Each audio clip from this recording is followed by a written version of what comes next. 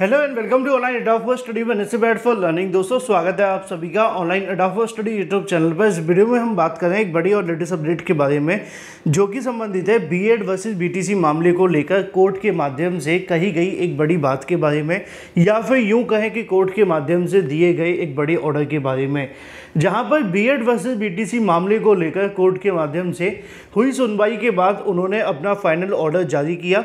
Final order जारी करते हुए कोर्ट के माध्यम से कई ऐसी तल्ख टिप्पणियां की गई हैं जो कि बीएड करने वाले अभ्यर्थियों के साथ साथ बीटीसी वाले अभ्यर्थियों के लिए भी बेहद महत्वपूर्ण हैं।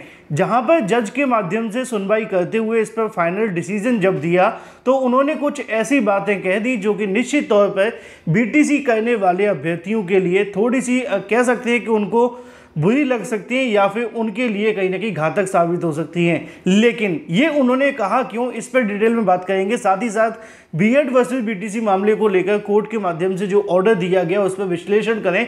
उससे पहले चैनल को सब्सक्राइब करके बेल आइकन को दबा लें और वीडियो को लाइक कर दें, जिससे कि आपको रियल ऑथेंटिक जानकारी सबसे पहले मिलती रहे। जैसा कि आप जानते हैं कि प्राइमरी शिक्षक भर्ती के अंदर 11 अगस्त 2023 से पहले लगभग सभी भर्तियों में बीएड और बीटीसी करने वाले अभ्यर्थी चयनित होते थे। दोनों बीएड और बीटीसी करने वाले अभ्यर्थी आवेदन करते थे और उसके बाद परीक्षा देते थे।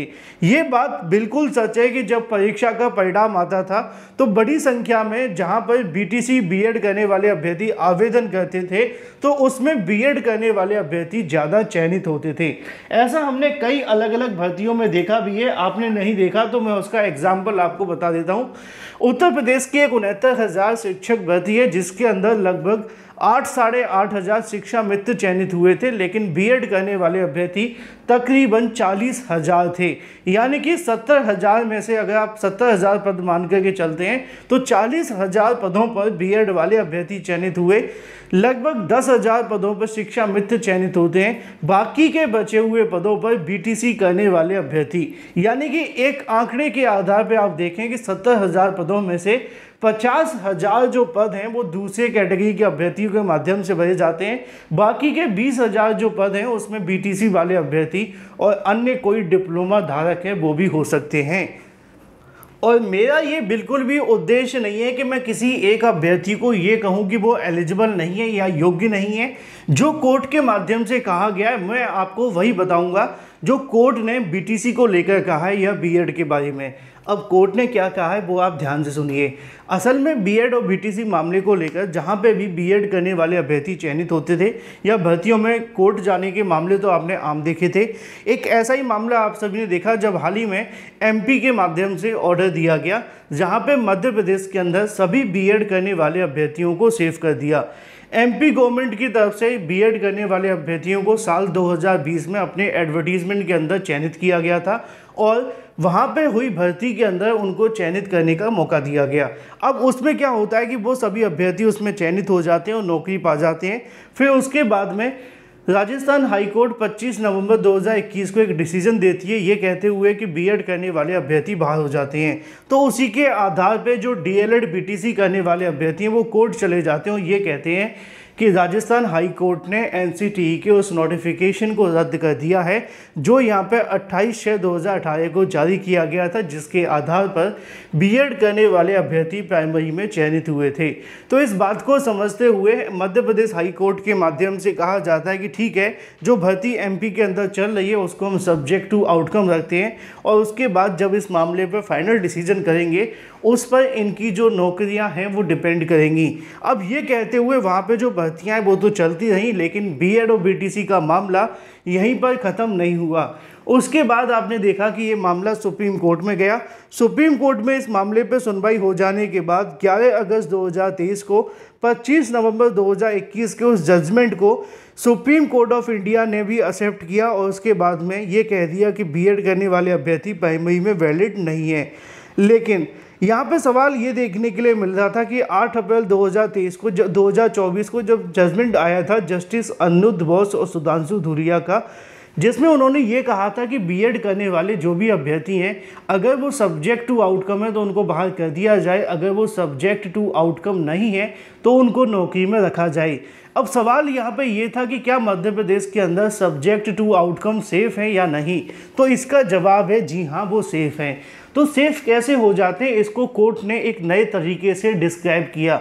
कोर्ट ने कहा कि जो भी यहाँ पे याचिकाएं दाखिल की गई हैं वो यहाँ पे 28 जून 2018 के उस नोटिफिकेशन को लेकर हैं जिसको 25 नवंबर 2021 को रद्द किया गया था राजस्थान हाई कोर्ट के माध्यम से।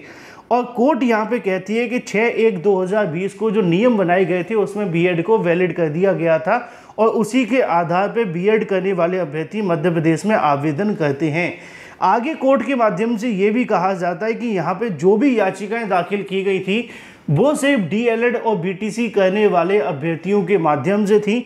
कोई भी यहाँ पे बीएड करने वाला अभ्यर्थी इसमें याचिका दाखिल नहीं किया था, क्योंकि बीएड की तरफ से मांग नहीं की गई थी उनको प्राइमरी में वैलिड किया जाए।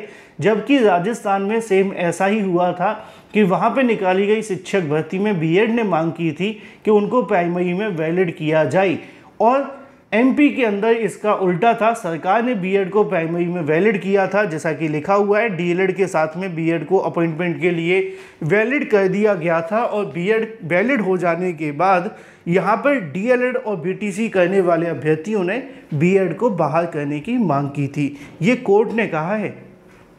कोर्ट इस बात पे सुनवाई करते हुए आगे ये कहती है कि जब यहाँ पे बीएड करने वाले अभ्यर्थियों ने उनको आवेदन करने की ना तो उन्होंने मांग की है ना ही कोई याचिका दाखिल की है, तो बीएड करने वाले अभ्यर्थियों की नौकरियां सब्जेक्ट टू आउटकम नहीं हो सकती हैं। अगर बीएड करने वाले अभ्यर्थी राजस्थान की तरह यहाँ पे आते और सरकार को उनको शामिल नहीं करती और फिर वो शामिल होते तो उनकी नौकरी सब्जेक्ट टू आउटकम होती। जबकि यहाँ पे उल्टा है, स्टेट गवर्नमेंट के माध्यम से बीएड को एडवर्टीजमेंट के अंदर एलिजिबल माना गया था तो उनकी नौकरियां सब्जेक्ट टू आउटकम नहीं मानी मध्य प्रदेश कोर्ट के माध्यम से।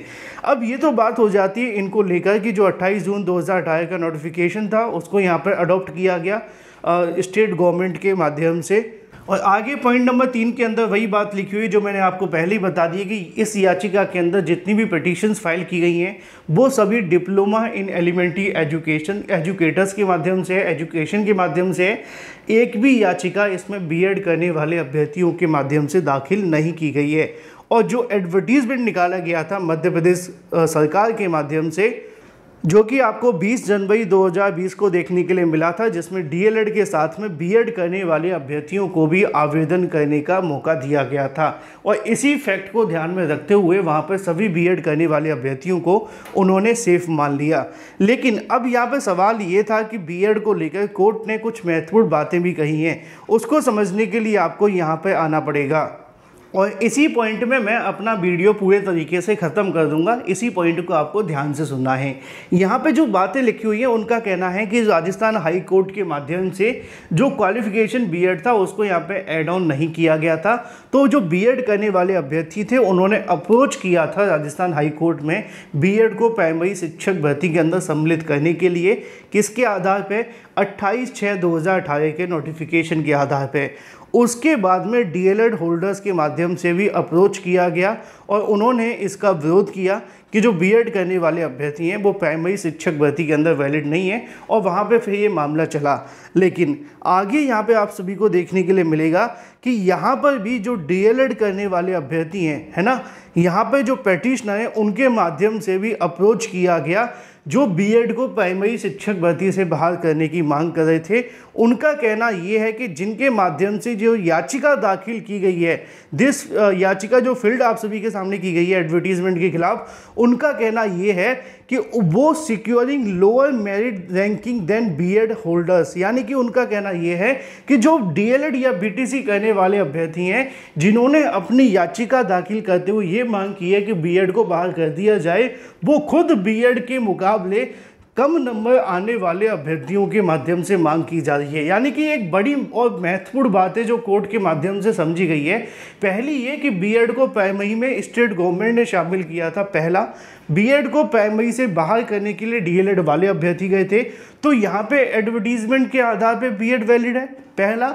दूसरा ये है कि जो बीटीसी डीएलएड करने वाले अभ्यर्थी ये मांग कर रहे हैं कि बीएड को बहाल कर दिया जाए, वो खुद बीएड के मुकाबले कम नंबर लेकर के आ रहे हैं और उसके आधार पर उनके माध्यम से ये मांग की जा रही है कि हायर जो मेरिट वाले अभ्यर्थी हैं बीएड कैंडिडेट, उनको प्राथमिक से बहाल कर दिया जाए। और कोर्ट ने इस बात को बहुत अच्छे तरीके से कोर्ट ऑर्डर में मेंशन भी किया है, यानी कि इस बात से साबित होता है कि कुछ कम नंबर वाले अभ्यर्थियों के माध्यम से उनको खतरा लग रहा है निश्चित तौर पे बीएड के प्राइमरी में सम्मिलित हो जाने की वजह से। उनको ये डर है कि अगर बीएड प्राइमरी में वैलिड रहेगा तो निश्चित तौर पे जो लोअर मेरिट वाले बीटीसी डीएलएड करने वाले अभ्यर्थी हैं उनको जो नौकरियां हैं वो नहीं मिल पाएंगी। और इसी बात को ध्यान में रखते हुए लगभग सभी जो याचिकाएं वो दाखिल की गई और लगभग सभी याचिकाओं के अंदर बीएड को बहाल तो कर दिया गया, लेकिन जो मध्य प्रदेश हाईकोर्ट ने अपने कोर्ट ऑर्डर में कहा वो शायद कोई कोर्ट और नहीं समझ पाई, क्योंकि ज़्यादातर याचिकाओं में जो याचिका कोर्ट में जाती हैं वो उन्हीं अभ्यर्थियों की होती हैं जो कहीं ना कहीं कम नंबर रह जाने की वजह से बाहर हो जाते हैं या कम नंबर आने की वजह से चयनित नहीं हो पाते हैं, मेरिट तक नहीं पहुंच पाते हैं किसी दूसरे कैंडिडेट के माध्यम से। ऐसा यूपी में भी हुआ था जब 69,000 शिक्षक भर्ती में शिक्षा मित्र कट ऑफ के मामले को लेकर फंसते दिख रहे थे, तो उन्होंने क्या किया कि यहाँ पर बीएड को बहाल करने की मांग करना शुरू कर दी और बाद में ना वो कट ऑफ बचा पाए और ना बीएड को बहाल। तो सेम यहाँ पे भी आपको देखने के लिए मिला मध्य प्रदेश के अंदर कि यहाँ पर जो कोर्ट का कहना है कि जब उनको ये लगा कि बीएड की वजह से वो चयनित नहीं हो पा रहे हैं, उनके नंबर कम आ रहे हैं, तो उन्होंने बीएड को बहाल करने की मांग करना शुरू कर दी, जो कि सीधे तौर पर गलत है। और इसी बात को सुनते हुए कोर्ट के माध्यम से अपना फाइनल ऑर्डर जारी कर दिया गया कि जो बीएड करने वाले अभ्यर्थी हैं उन सभी को बना करके रखा जाएगा, क्योंकि यहाँ बीएड ने मांग नहीं की थी कि उनको शामिल किया जाए, उनको स्टेट गवर्नमेंट ने शामिल किया था, तो उनको बाहर नहीं किया जा सकता। तो यहाँ से निश्चित तौर पे 2-3 बातें पूरे तरीके से कंफर्म हो जाती हैं कि जो कम नंबर वाले बीटीसी करने वाले अभ्यर्थी परीक्षा में फेल हो रहे हैं या नौकरी पाने में फेल हो रहे हैं, उनके माध्यम से ही बीएड को बहाल करने की जो मांग है वो की गई, ऐसा कहना है एमपी कोर्ट का।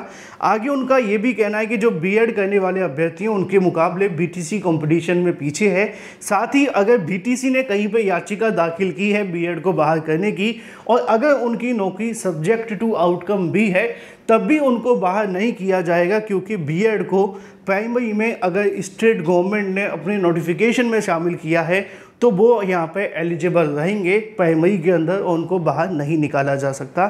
एमपी कोर्ट के बाद से निश्चित तौर पे बीएड को लेकर एक बड़ी राहत मिली है।